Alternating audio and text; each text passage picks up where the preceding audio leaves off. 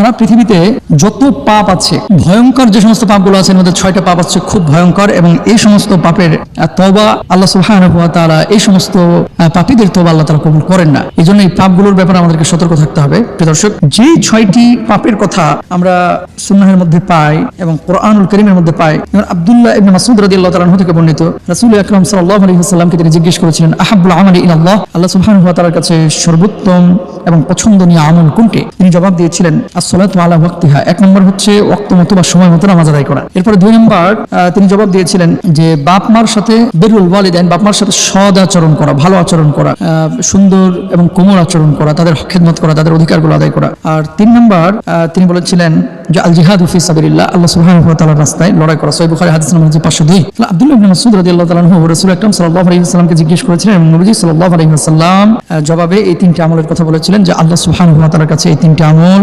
সবচেয়ে বেশি প্রিয়। প্রিয় ভাইরা, এখন 6 ধরনের ব্যক্তি আছে যাদের নামাজ, রোজা আল্লাহ রাব্বুল আলামিনের দরবারে কবুল হয় না। এর মধ্যে এক শ্রেণীর মানুষ আছে যাদের তওবাও কবুল আল্লাহ সুবহানাহু ওয়া তাআলা করেন না। এক শ্রেণীর মানুষ রয়েছে। আবু উমামা রাদিয়াল্লাহু তাআলা আনহু থেকে বর্ণিত, রাসূল আকরাম সাল্লাল্লাহু আলাইহি ওয়াসাল্লাম ইরশাদ করেছেন, 3 ব্যক্তি এমন যাদের সালাত বা নামাজ তাদের কানও অতিক্রম করে না, অর্থাৎ কবুল হয় না। এক নম্বর হচ্ছে পলাতক গোলাম, যতক্ষণ না ফিরে আসে।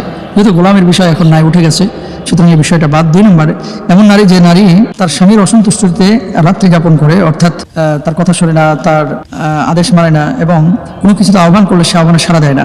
3 নম্বর এমন ইমাম যাকে মুসল্লিরা অপছন্দ করে, মিশকাত শরীফের হাদিস 1122, তিরমিজির হাদিস 360। তাহলে এই শ্রেণীর মানুষগুলোর প্রতি আল্লাহ সুবহানাহু ওয়া তাআলা নারাজ থাকেন। এরপরে দেখেন মিথ্যা বলা ব্যক্তি। আবু হুরায়রা রাদিয়াল্লাহু তাআলা থেকে বর্ণিত, রাসূল আকরাম সাল্লাল্লাহু আলাইহি ওয়াসাল্লাম বলেছেন, যে ব্যক্তি মিথ্যা বলা এবং সে অনুযায়ী আমল বর্জন করেনি, তার এই পানাহার পরিত্যাগ করায় আল্লাহ তাআলার কোনো প্রয়োজন নেই। মানে পানাহার এই যে সে বর্জন করেছে, কিন্তু রুব্বা সাইমিন লাইসা মিন সিয়ামিহি ইল্লাল জু, তারপরে রুব্বা কাইমিন লাইসা মিন কিয়ামিহি ইল্লাল জু, যে সে শুধু রোজা রাখলো কিন্তু মিথ্যা ছাড়লো না, পাপ ছাড়লো না, ঘুম সুদ খাওয়া ছাড়লো না, এদের রোজা রাখার কোনো মানে হয় না। এরপর শরাব পানকারী, মুদমিনুল খামর, এই মদ পান করে যে ব্যক্তি 40 দিনের নামাজ কবুল হয় না, তবে সে তওবা করলে আল্লাহ তাআলা তার তওবা কবুল করেন। এরপর যদি দ্বিতীয়বার সে মদ পান করে, তাহলে আল্লাহ তাআলা 40 দিনের নামাজ কবুল করেন না। তওবা করলে আল্লাহ তাআলা তওবা গ্রহণ করেন। পরবর্তীতে তৃতীয়বার সে মদ পানে লিপ্ত হয়, তাহলে 40 দিনের নামাজ কবুল হয় না, তবে সে তওবা করলে আল্লাহ তাআলা তওবা কবুল করেন। আবার যদি চতুর্থবার এই কাজ করে, তাহলে আল্লাহ সুবহানাহু ওয়া তাআলা তার তওবা কবুল করেন না। রাসূল আকরাম সাল্লাল্লাহু আলাইহি ওয়াসাল্লাম বলেন, জাহান্নামীদের দেহ থেকে নির্গত পুজ ও রক্ত তার গলা দিয়ে কিয়ামতের ময়দানে ঢেলে দেওয়া হবে, নাউযুবিল্লাহ। তারপরে গণক এবং জ্যোতিষীর কাছে যাওয়া ব্যক্তি। মুহাম্মদ ইবনে মুসান্না আনাজি রাহিমাহুল্লাহ থেকে বর্ণিত একটি হাদিস, রাসূল আকরাম সাল্লাল্লাহু আলাইহি ওয়াসাল্লাম বলেছেন, যে ব্যক্তি